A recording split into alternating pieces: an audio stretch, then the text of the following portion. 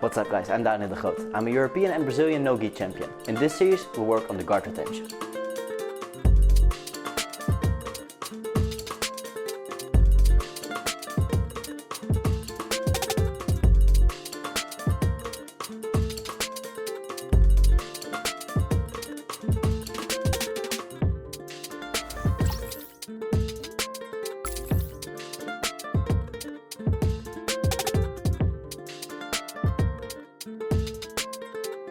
What's up guys, welcome to the new video in our guard retention series. This video is about some of the passes we didn't discuss but that have become popular recently. So they're not one of the most high percentage, but they still can be really annoying and very effective. It's the stepping on the leg like the Ruotolo twins are doing now, and the cartwheel pass. Both really suck if you get passed by one of them, so we're going to discuss some of the strategies to avoid and to counter those. And at the end of the video we'll also talk about like the last part of guard retention. So when you are turning away, when you're inverting, how to avoid your back from getting taken. So we'll discuss two like more rare passes, and also the most important concepts when you're like almost getting passed and you still want to defend your back and not get any points against you. Okay, so the first one we're going to do is when Bart's lying down, I'm going to step on his leg and I'm going to use that to leg drag him. So like this is what the Ruotolos are doing. They're stepping on the leg and then they drag the leg to get a pass. So I try to force one side down, step, drag. This can be really annoying. So let's see how you can counter that. Alright, so when somebody steps on your, like the first thing, when somebody steps on your leg and you just keep your leg close to you, here you should be relatively safe, because we learned before that overcommitting or overreaching is always going to be a problem. So when somebody is stepping, you're going to like overreach your leg, you're going to get leg drag. So even if somebody steps on it, try to keep your leg close. Okay, now to solve the problem, we need to actually reach out and kick it off. But we don't want to overreach, so we don't want to give like a long extended kick and then get our guard pass. We just want to be very quick with this. So guard steps on my leg, I want to kick and put my legs back to my chest. I don't want to relax there. So if somebody steps on my leg, here I kick, pull my knees back to my chest. So you're not using a lot of power, you're not overreaching on the kick, you just kick the leg off and that's it. If somebody wants to step on your leg, you can just step back on his leg. It's not like a mean thing to do, because he's stepping on your leg, so you can step on his. Let's get it again. Steps on the leg, I kick it off, pull my knee back to my chest. Don't overreach, that's the main thing. So you can kick and you can kick. So if he steps on it and I like overreach, then I'm going to get my guard passed. But if I give a small little kick to get his leg off, and I pull my legs back to my chest, I'm going to be safe against the next pass. Right, so the next one we're going to do is the cartwheel pass. So it looks really fancy, it can be very useful. From here, so Bart is sitting forward, I'm going to post my hand next to his leg, go behind him, take his back. You already saw that in this video right here. But to defend and to prevent, there's some things we can do. First of all, this pass only happens when you're leaning forward too much. So we talked about the concept of keeping your knees close to your chest.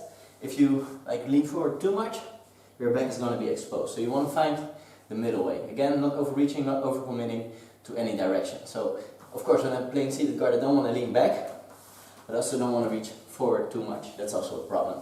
So I want to find the right balance. If I lean forward too much, it's very easy to get cartwheel pass. So I want to find like a good balance. If I'm leaning forward too much, Bart goes for the pass. Here, he's gonna take my back. So let's look at that again from the other angle. I lean forward too much, he goes over, he's gonna take my back. So what I do instead is I find a good middle ground, so I don't lean forward or lean back too much. And when he goes for the pass, I'm gonna put my back on the mat here. I'm gonna put my feet between us. So again, he wants to get the space behind my back. Of course, I don't want it. So when he goes, I'm gonna lie down. I'm going to build some frame. So he goes, I lie down, put my back on the ground, then I'm already relatively safe from the back take, but I could still get my guard pass. So I want to lie down and get my frames in. So he goes, I lie down, get my frames in, and I'm safe from the pass. This angle, lie down, get my frames in, and I'm safe. So if you just lie down, you're going to be able to defend your back, but the guy's still going to pass your guard. So let's look at it if I don't put my frames in. I lie down, but here he just drops in for the pass. So what I do instead is I lie down and I get my frames in. Here, I'm safe. Alright, so that's those are some defenses you can use against some more recent and more spectacular passes. So stepping on the leg, just kick it off, keep your legs close to you, and when people go for the cartwheel pass, you hide your back first, then you get your frames in and you should be fine. So even though they look fancy, it might be confusing in the beginning, but when you get used to these kind of passes, you can recognize them and you can start defending them in the correct way. Okay, so now for the last part of this video, we're going to look at your guard retention when somebody's already passed your leg. So I talked earlier a little bit about inverting, and inverting is a good option, but sometimes when you're inverting, you'll have to go to turtle. So let's use the leg drag as an example. Where the leg drags me, I can invert, and if I'm on time, I can just throw my hips in, recover. But somebody that's really good, with good pressure, we're going to be able to get close. So if leg drags me, I try to invert, but he's going to go to turtle. If I just roll to turtle here, he's going to take my back. There's a lot of space, and he can get the 4 points from the back. So I want to avoid that. So first, my goal is always inverting. I want to get my hips in the way and defend from there.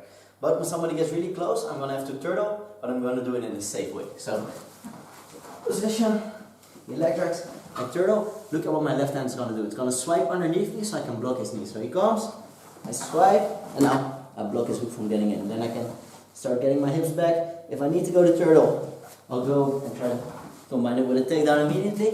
But if I feel like I can come back with my hips, just roll back, start recovering. So that's an important little detail. Without guard. Alright. If I turn, I swipe my hand underneath. So I'm going to invert, swipe my hand underneath, and I can use that immediately to set up a takedown as well. So to get it from here, I'm going to turn, swipe my hand underneath, catch his leg if I can, and start taking him down. So I'm going to turn, swipe my hand, block his leg, put him down, off to the side.